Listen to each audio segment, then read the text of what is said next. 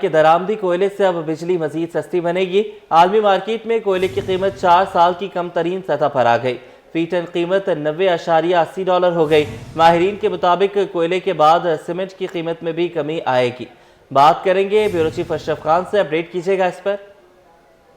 पाकिस्तान के लिए एक और अच्छी खबर सामने आई है कि आलमी मार्केट में फी टन कोयले की कीमत जो है 4 साल की कम तरीन सतह तक गिर गई है। आलमी मार्केट में फी टन कोयला जो है $90.80 फी टन तक गिर गई है। कोयले की कीमत 12 मार्च 2021 की कम तरीन सतह तक गिर गई है। मार्च 2021 में कोयले की फी टन कीमत जो है $90.10 थी, उससे भी नीचे मार्केट जो है आ गई है। और यहाँ पे देखा जाए $5 फी टन कोयला सस्ता होने से सीमेंट की फी बैग की कीमत जो है ₹10 सस्ती हो जाएगी। साथ ही जो बिजली बन रही है पावर सेक्टर में दरामदी कोयले से, उससे जो है साउथ रीजन में जो देखा जाए जो कि कोयले के पावर प्लांट लगे हुए दरामदी कोयले से, उससे भी बिजली की जो लागत में नुमाया कमी होगी। साथ ही कोयले की कीमत कम होने से साउथ रीजन में सीमेंट कंपनी की पैदावारी लागत में भी कमी होगी, जिससे यहाँ पे तामीराती शोबे के लिए एक अच्छी खबर होगी।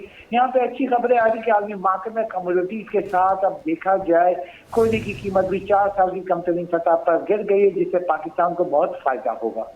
ये भी बताइएगा अशरफ कि क्या पाकिस्तान में बिजली की कीमतों में कमी आएगी इस वजह से?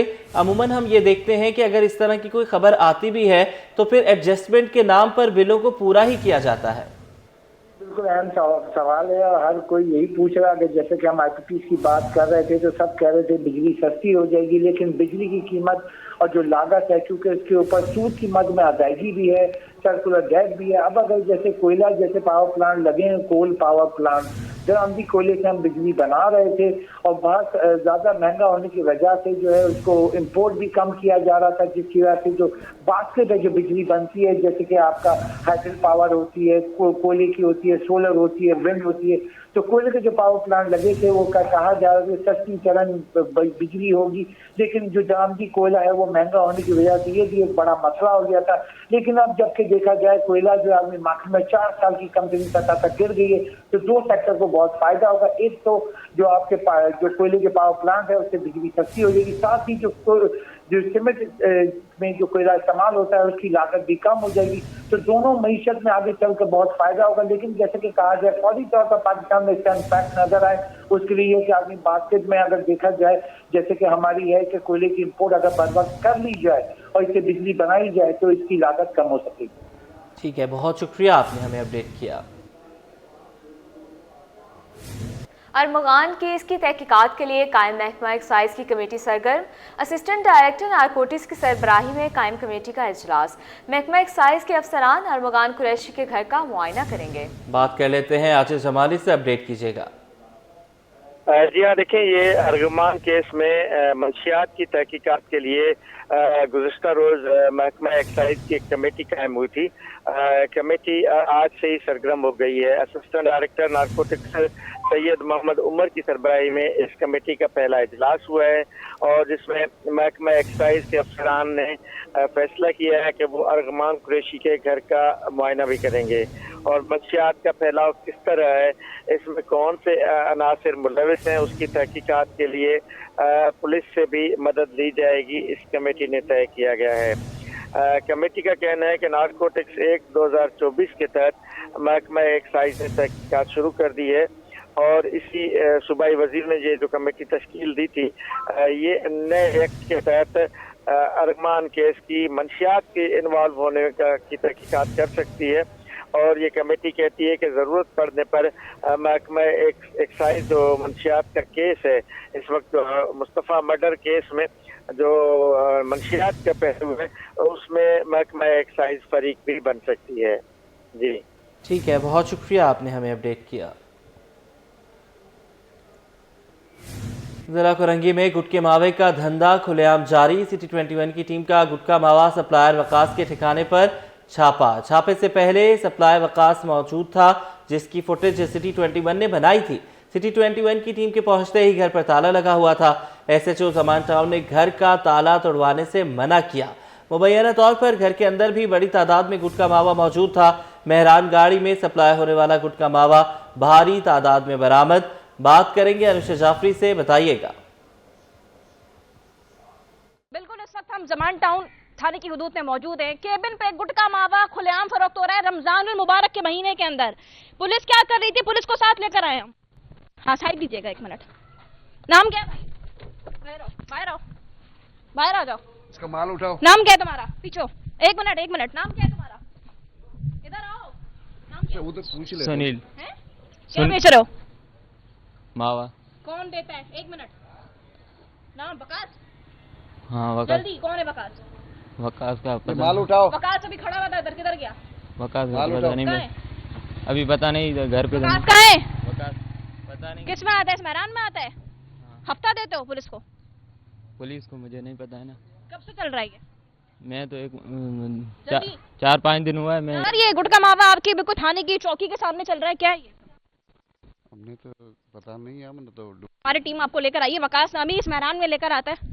इधर तो मैं कभी आया नहीं हूँ। ये इस घर के अंदर रहता है। बस अभी अगर है तो जरा इस पे तो रेड करें ना। हाँ, रेड करते। ये बिल्कुल ये गुटखा मावे डिस्ट्रिक्ट कोरंगी है।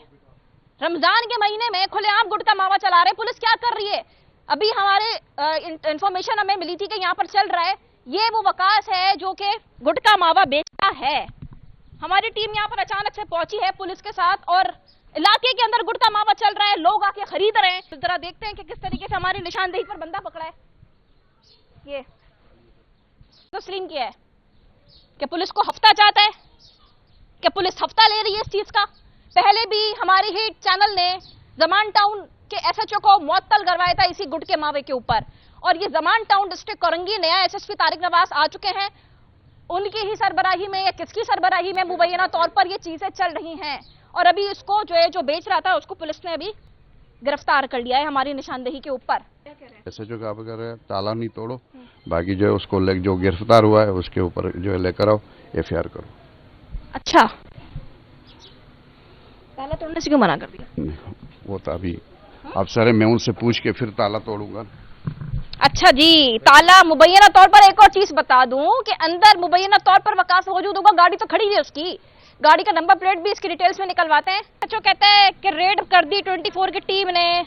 ये इसको जानते हैं? अच्छा जी, ये वैसे सहूलतकार है और इधर उधर हो गया, क्योंकि जाहिर सी बात है हमारी पुलिस माशाल्लाह से बहुत अच्छी है। कराची पुलिस, पूरे कराची में गुटखा मावा चल रहा है, सिर्फ जमान टाउन ही नहीं। धंधे गंदे धंधे में हमारी वर्दी वाले ही मुलविस हैं, ये भी मैं आपको बता दूं। लेकिन अब देखना ये एफआईआर होती है, इसका असल सहूलतकार पकड़ा जाता है और इसकी गाड़ी को भी हम तहवील में दिलवाएंगे, क्योंकि ये वो मेहरान गाड़ी है जिसके अंदर ये माल आता है।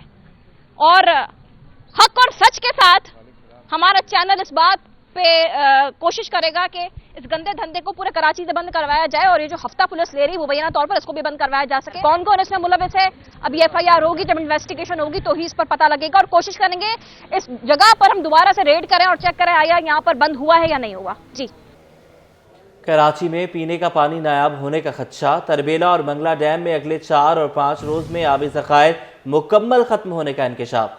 कराची समेत सिंध के 19 अजला में पानी का बदतरीन बहरान पैदा होने का खदशा। जनूबी शर्की, वस्ती, गरबी, मलीर, कोरंगी में पानी का बहरान पैदा होगा। किमाड़ी में भी पानी का बहरान पैदा होगा। महकमा आपाशी और सूबाई डिजास्टर मैनेजमेंट अथॉरिटी ने तहरीरी तौर पर पानी बहरान का खदशा जाहिर कर दिया। बात करेंगे आजाद लोहड़ियों से, अपडेट कीजिएगा। जी बिल्कुल मोहम्मद मूसा, जैसा कि कराची समेत सिंध के 19 अजला में पानी का बदतरीन बहरान पैदा होने का खदशा जाहिर किया गया है। इस हवाले से कराची के 7 अजला समेत दीगर 19 अजला में कैद की सूरत का भी अंदिया दे दिया गया है। इस हवाले से महकमा आपाशी और सूबाई डिजास्टर मैनेजमेंट अथॉरिटी ने पानी के संगीनी का खदशा जाहिर करके बाज़ाब्ता तौर पर तहरीरी तौर पर इंकशाफ कर दिया, जिसमें कहा गया है कि कराची के जनूबी शर्की, वस्ती, गरबी, मलीर, कोरंगी और किमाड़ी में अजला में जो है पानी का बहरान पैदा होगा। जबकि हैदराबाद, ठट्टा, बदीन, जादू, सखर, घोटकी, खैरपुर, शहीद बेनज़ीराबाद, नौशेरा फिरोज, लाड़काना, जैकाबाद और थरपारकर अजला में भी कहत की सूरत जाहिर की गई है। इस हवाले से कहा गया है कि तरबेला और मंगला डैम में पानी के ज़खायर जो है अगले 5 रोज में खत्म हो जाएंगे। महकमा आपाशी के मुताबिक तरबेला डैम में इस वक्त 0.102 MAF पानी दस्तियाब है, जबकि मंगला डैम में 0.226 AMF पानी दस्तियाब है। इस वजह से महकमा आपाशी ने खदशा जाहिर किया है कि अगले 4-5 रोज में आबी ज़खायर मुकम्मल तौर पर खत्म हो जाएंगे। महकमा आपाशी के मुताबिक सुबह का पानी का जो सप्लाई का इन्हसार दरिया के पानी के बहाव पर होगा। खत में वाज़ह तौर पर लिखा गया कि सिंध में मार्च के बकिया से और खरीफ में पानी की 50% किल्लत का सामना करना होगा। इस हवाले से तमाम जो चीफ इंजीनियर उनको लिखा गया है कि पानी की तकसीम के हवाले से कोई प्लान तैयार किया जाए और वहाँ की हुकूमत को भी खत लिखकर आगाह कर दिया गया कि इस सूरत से निपटने के लिए कोई इक़दाम कर दिए जाएं। जी आज़ाद, ये बताइएगा कि बिल्कुल डेड एंड पे आके इस तरह की इंफॉर्मेशन जो है वो शेयर की जा रही है, इससे पहले क्यों नहीं ख्याल आया इन्हें? जी बिल्कुल, मौसमी सूरत के हवाले से ये कहा गया। इस हवाले से महकमा मौसमियात ने भी PDMA और महकमा आपाशी को आगाह किया कि इस साल जो है बारिशें सूबे में 52% से भी कम पड़ी हैं, लेकिन बारिशें कम होने के बायस जो है खुश्क साली की सूरत पैदा होने का खदशा, जिसके बायस जो है पानी की जो किल्लत का सामना करना पड़ रहा है। क्योंकि इसमें लिखा गया कि बारिशें कम होने के बायस पानी की किल्लत का सामना है और डेमो में बारिशें कम होने के बायस पानी की जो ज़खायर थे वो भी कम थे, जिसके बायस इस सूरत का सामना करना पड़ रहा है। जी ठीक है, बहुत शुक्रिया, आपने हमें अपडेट किया। हम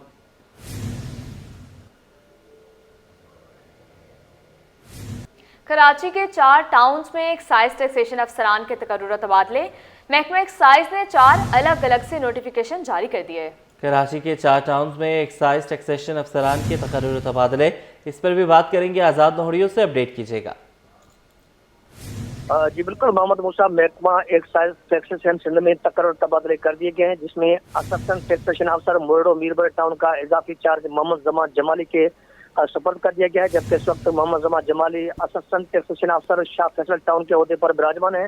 ETO गडाफ टाउन का इजाफी चार्ज नबी बख्श गडानी के सुपर्द कर दिया गया है, जबकि नबी बख्श गडानी इस वक्त असिस्टेंट एक्साइज टैक्सेशन अफसर गुलबर्ग टाउन के ओहदे पर विराजमान है।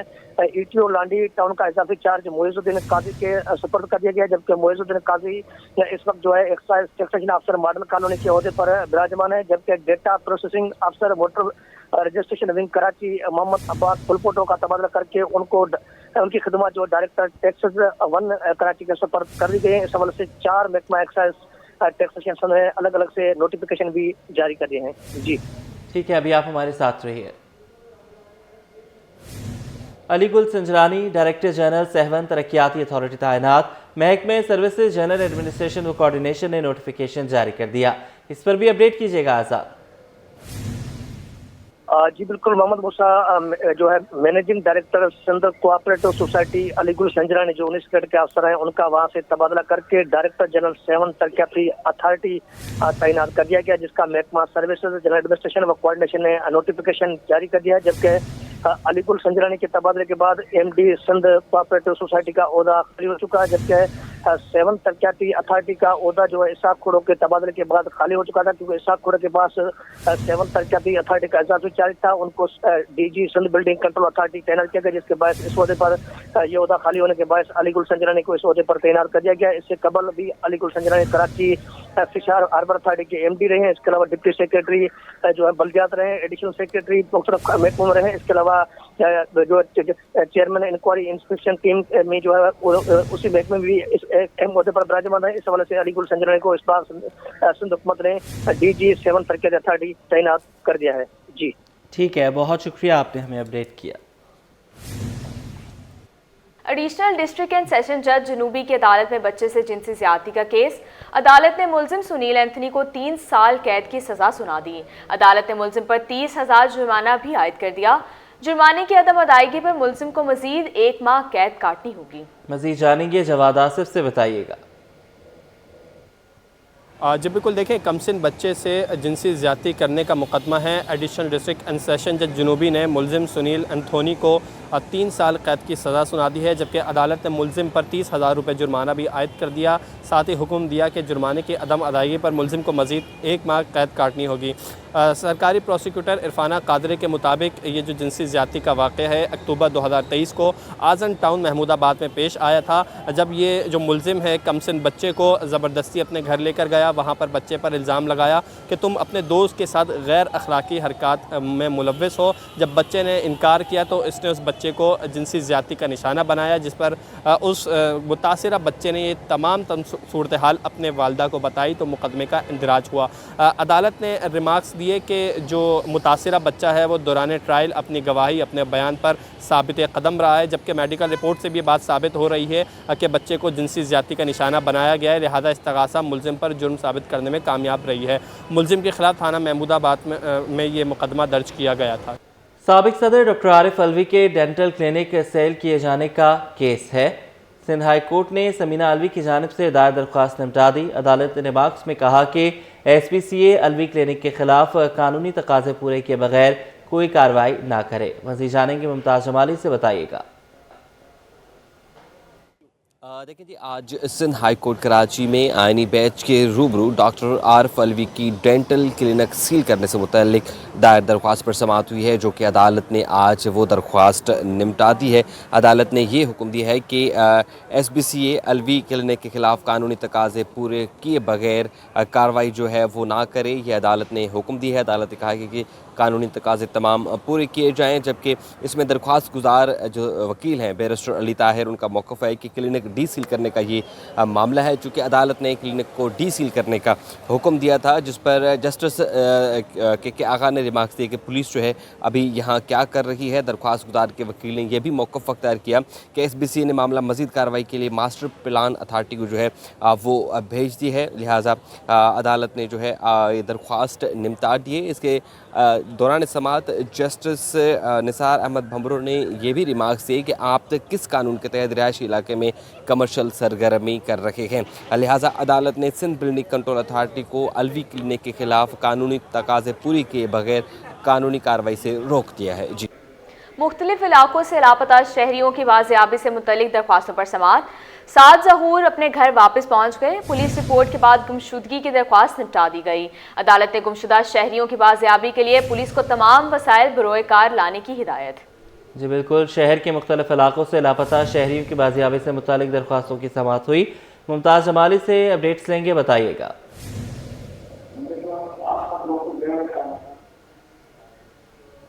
मुमताज़ जमाली हमारे साथ मौजूद होंगे। आपको बताते चलें कि मुख्तलिफ इलाकों से लापता शहरियों की बाजियाबी से मुतालिक दरख्वास्तों पर समाअत। 7 ज़हूर अपने घर वापस पहुँच गए। पुलिस रिपोर्ट के बाद गुमशुदगी की दरख्वास्त निपटा दी गई। बात करेंगे मुमताज़ जमाली से, अपडेट कीजिएगा इस पर। बिल्कुल, देखें जी, आज शहर के मुख्तलिफ इलाकों से लापता शहरों की बाजियाबी से मुतल्लिक दरख्वास्तों पर सिंध हाई कोर्ट में समाअत हुई है, जहाँ पर दरख्वास्त की गुजार जो है वो शहरी अदालत में पेश हुए। इसमें 7 ज़हूर अपने घर वापस पहुँच चुके हैं। पुलिस ने रिपोर्ट के बाद गुमशुदगी की दरख्वास्त निपटाने की इत्तला की है, जिस पर अदालत ने पुलिस रिपोर्ट के बाद गुमशुदगी की दरख्वास्त की वो निपटा दी है। शाह फसल कॉलोनी के गफूर अहमद ने दरख्वास्त दायर की थी कि उनका बेटा गुज़श्ता साल जो है वो गायब हो गया था, जबकि फिरोजाबाद के इलाके से महमूद आरिफ शाहराय लूज जहाँ से दूध के राना खालिद गुलशन इकबाल से मकसूद जो है वो लापता है। जबकि अदालत ने गुज़श्ता शहरियों की बाजियाबी के लिए पुलिस को तमाम वसाइल बरोकार लाने की हिदायत कर दी है। अदालत ने खुशी दलील और फतेह कुबरा की दरख्वास्तों पर नोटिस जारी कर दिए। ठीक है, बहुत शुक्रिया, आपने हमें अपडेट किया। कराची वाले हो जाएं होशियार, शहर का मौसम फिर तब्दील हो गया। दर्जा हरारत में भी 2 से 3 डिग्री इजाफा मुतवक्के। दिन के औकात में तेज़ धूप के साथ गर्मी की शिद्दत भी महसूस किए जाने का इम्कान है। मौसम की तब्दीली कब तक जारी रहेगी, ये जान लेते हैं अक्सा शेख से, जो इस वक्त महकमा मौसमियात में माहिर मौसमियात अंजुम नज़ीर के साथ मौजूद हैं। जी बिल्कुल, शहर कायद की अगर मौसम की बात करें तो कराची का जो मौसम है वो गिरगिट की तरह अपने रंग बदल रहा है। कभी सर्दी है, कभी गर्मी है, कभी मौसम सर्द है, कभी खुश्क है। तो आज मौसम कैसा रहेगा और मज़ीद इस तरीके की चेंजिंग कितने रोज़ तक जारी रहेगी, ये जानने के लिए आज हमारे साथ मौजूद हैं सीनियर मेट्रोलॉजिस्ट अंजुम नज़ीर। उनसे हम जानते हैं। अंजुम, आप हमें बताइएगा कि कराची के मौसम ने हमें भी हैरान और परेशान कर दिया, जाहिर सी बात है आप लोगों को भी कर दिया होगा। तो क्या कहना चाहेंगे कि आज पूरा दिन मौसम कैसा रहेगा और ओवरऑल जो ये चेंजिंग आ रही है ये कितने रोज़ तक जारी रहेगी? जी देखें, गुज़िश्ता से प्रीवियस रात को जो है कराची में दर्जे हरारत 13 डिग्री सेंटीग्रेड तक गिर गया था, जो कि एक दिन के लिए था। उसकी वजह यह थी कि जो मगरिबी हवाओं का सिलसिला जिसने मुल्क के बलाई इलाकों में एक अच्छी बारिश और बर्फ़बारी दी, तो शुमाल से आने वाली हवाओं की वजह से वो एक रात के लिए कराची का टेम्परेचर गिरा था। ताहम अब इस बात की तवक्को है कि आज से आने वाले पूरे हफ्ते के दौरान कराची में अब गर्मी अपना असर दिखाएगी। इस दौरान इस बात की तवक्को है कि जो दर्जे हरारत है वो तकरीबन 36 से 38 डिग्री सेंटीग्रेड तक जा सकता है। उसके बाद आने वाले बुध से एक मरतबा फिर थोड़ा सा रिलीफ मिलेगा और उस दौरान टेम्परेचर दोबारा जो है वो 32 से 34 की रेंज में आ जाएंगे। अच्छा, जैसे हमने पहले आपसे बात हुई तो यही बताया गया था महकमा मौसमियात की जानिब से कि रमज़ान के शुरू के हफ्ते कदरे बेहतर गुजरेंगे और जो आखिरी अशरा होगा उसके अंदर थोड़ी गर्मी होगी, लेकिन हम तो ये देख रहे हैं कि जो पहला अशरा गुजर रहा है वो इतना गर्म है। देखें जी, अल्हम्दुलिल्लाह तकरीबन आप ये कह सकते हैं कि आज पहला आधा अशरा हो चुका है। इस दौरान मौसम खुशगवार ही रहा। ताहम अब जो आने वाले दिन हैं इसमें ऑफ कोर्स अब मार्च जो है वो भी आगे की जानिब जा रहा है तो टेम्परेचर्स बढ़ेंगे। तो इस बात की तवक्को है जो आने वाला, जैसे मैंने आपको बताया कि अगला हफ्ता है, आज से लेकर अगले बुध के दौरान जो है वो टेम्परेचर्स बढ़ेंगे। ताहम बुध से लेकर नेक्स्ट वीकेंड पे एक दफ़ा फिर जो है वो मौसम कदरे बेहतर हो जाएगा। कदरे बेहतर हो जाएगा, ये भी ठीक है। अच्छा, जो बारिश के दीवाने हैं, जो शौकीन अफराद हैं, उनके लिए बता दें बारिश की कोई पेशगोई है? नहीं जी, कराची में बारिश का फिल वक्त दूर दूर तक कोई इम्कान मौजूद नहीं है। नहीं है, बिल्कुल महकमा मौसमियात की जानिब से, अंजुम नज़ीर साहब की जानिब से ये बता दिया गया है कि कराची में बारिश का कोई इम्कान नहीं है। जी।